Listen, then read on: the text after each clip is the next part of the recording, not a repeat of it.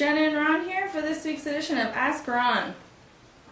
Okay, Ron, the first question is from Mary in Washington. Hey, Mary. Hi, Ron. I am brand new to this and I want to know, once you get a client to agree to terms, what type of attorney do I hire? Property, contract law? You hire a real estate attorney, but you don't need the real estate attorney until you're either ready to close on it yourself or you're ready to install a tenant buyer in it. The contract you get with the seller is between you and the seller. The attorney will not get involved in that process. Okay, the next one's from Joe Gillimack in Indiana. Joe?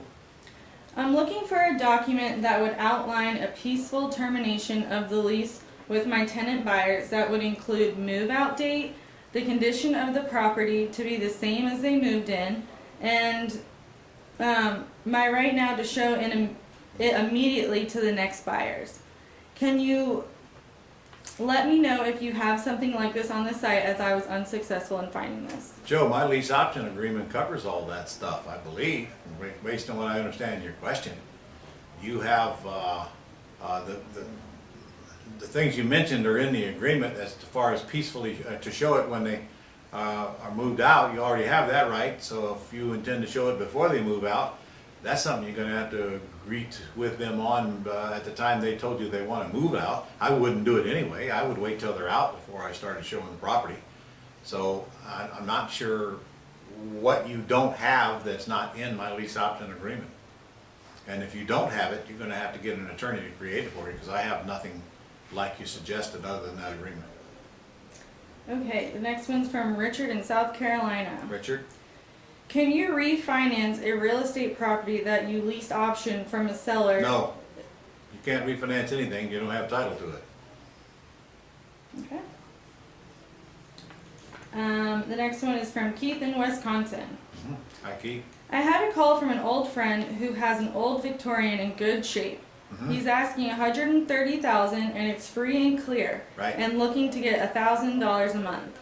The taxes and insurance are around $400 a month. Not sure if any deposit yet. He's had it on the market listed for $144,000 and not much action. His estimate is $127,000.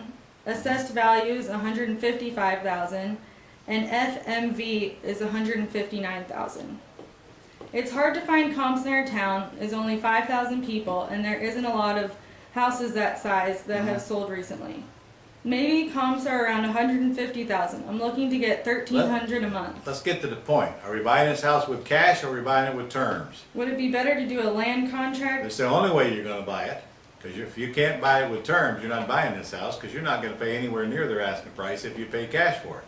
So if you're buying it with terms, the whole goal is very simple. Get in with little or nothing down and as low a monthly payment as possible. That's all there is to it. And his asking price is very reasonable based on the other numbers that you just told me. So it's not about his price, it's about the terms you negotiate. Down and monthly, and also as long a term as you can get. Okay, and the last question is from Anna in Virginia Beach.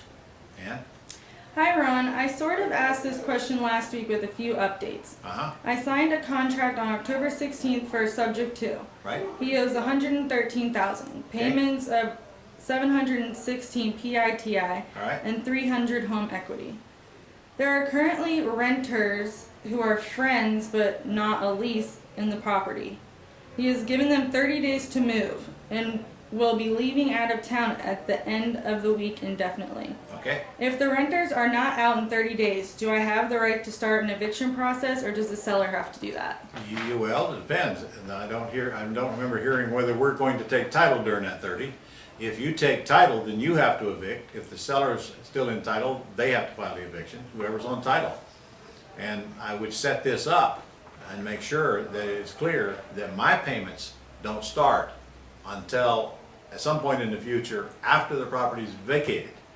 And that should be built into your agreement in paragraph 18 if you're using mine. Like my first payment will start 3 months after property is vacated or something of that nature. And that's all the questions. All right, well, we'll see you guys next week. Go out there and get some deals done.